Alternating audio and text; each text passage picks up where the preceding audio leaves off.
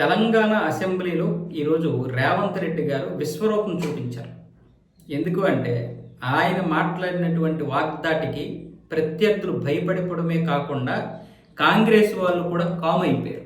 అంటే రేవంత్ రెడ్డి అంటే ఇది అన్న విధంగా ఇటు బీఆర్ఎస్ వాళ్ళు అటు కాంగ్రెస్ వాళ్ళు అందరికీ ఒకే విధంగా సమాధానం చెప్పాడు. అంటే చెప్పడం అంటే ఆయన విశ్వరూపం చూసిన తర్వాత ఇటు సొంత పార్టీ వాళ్ళు కూడా అరే మావాడు ఇంత తోప అన్న విధంగా చూస్తున్నారు.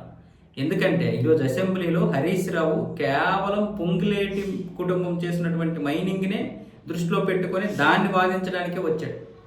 గంటన్నర సేపు సాగినటువంటి అసెంబ్లీ సమావేశాల్లో కాంగ్రెస్ నేతలు మంత్రులు అందరూ తెల్ల ముఖం వేసుకొని చూశారు. అటువైపు హరీష్ రావు చెబుతున్నటువంటి దాటికి వాళ్ళు తేలిపోయారు. దాన్ని కౌంటర్ ఇవ్వలేకపోయారు. ఏం చేయాలో ఏం చెప్పాలో ఏ విధంగా మాట్లాడాలో దాన్ని ఏ విధంగా ఎత్తుకోవాలో ఏ విధంగా ప్రొటెక్షన్ చేయాలో డిఫెన్స్ చేసుకోవాలో అర్థం కాలేదు వాళ్ళకి. కానీ గంటన్నర తర్వాత సింహం సింగిల్గా వచ్చిందన్న విధంగా రేవంత్ రెడ్డి గారు అసెంబ్లీలోకి అడుగు పెట్టిన తర్వాత మొత్తం సీన్ మార్చేశాడు. 15 నిమిషాల్లో మొత్తం మారిపోయింది. గత 10 సంవత్సరాల కాలంలో మైనింగ్ ఎవరెవరు చేశారు, మొత్తం కేటీఆర్ 5 సంవత్సరాలు మైనింగ్ నిర్వహించాడు కదా, మైనింగ్ శాఖకి ఆయనే కదా మంత్రి. దాంట్లో ఏ విధంగా లోపాలు జరిగాయో కేటీఆర్ పేరు, అలాగే హరీష్ రావుకు చెందినటువంటి బంధువుల పేర్లు, ఆయన తమ్ముడు పేరు మొత్తం అన్నీ తీసేసరికి హరీష్ రావు బిక్కమొహం వేసుకుని ఉండిపోయాడు. ఇటువైపు బీఆర్ఎస్ నేతలు ప్రొటెక్షన్ చేయలేకపోయారు. అంటే కాంగ్రెస్కి ఏ పరిస్థితి వచ్చిందో సేమ్ బీఆర్ఎస్కి కూడా అదే పరిస్థితి వచ్చింది. ఆయన మాట్లాడినటువంటి మాటలు మామూలు కాదు. 10 సంవత్సరాల కాలంలో మీరు చేసినటువంటి మైనింగ్ పనులు ఏంటి, దాని యొక్క పరిస్థితి ఏంటి, దాని యొక్క ఇదేంటి మొత్తం మేము ఇప్పుడు సిబిసిఐడికి అప్పచెప్తామని కూడా రేవంత్ రెడ్డి గారికి చెప్పేసరికి ఇటువైపు వాళ్ళు ప్రొటెక్షన్ చేసుకోలేక గుబులు మొదలైంది. ఇప్పుడు గులాబీ పార్టీ నేతల్లో దెబ్బకి సిబిసిఐడి అనేసరికి ఏదో అనుకుని హరీష్ రావు ఆయన వర్గం వచ్చారు.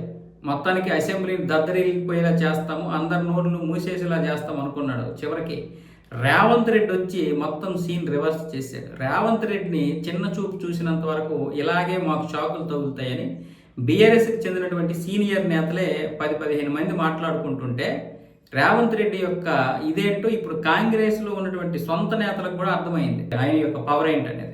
ఇంతకుముందు నేను రేవంత్ రెడ్డిని చాలాసార్లు తిట్టాను, ఇప్పటికీ తిడతాను. ఎందుకంటే కాంగ్రెస్లోకి వెళ్ళిపోయాడు. ఆ పార్టీ మనకు సరైనటువంటిది కాదు. కానీ రేవంత్ రెడ్డికి మరొక మార్గం లేకపోయి ఉండొచ్చు. కాంగ్రెస్ అంటే ముస్లిమ్స్ అంటే కాంగ్రెస్ అన్న విధంగా మాట్లాడిన సందర్భాలు కూడా ఉన్నాయి. వాస్తవానికి కాంగ్రెస్కి ఓట్లు వేశారంటేనే రేవంత్ రెడ్డిని చూసి.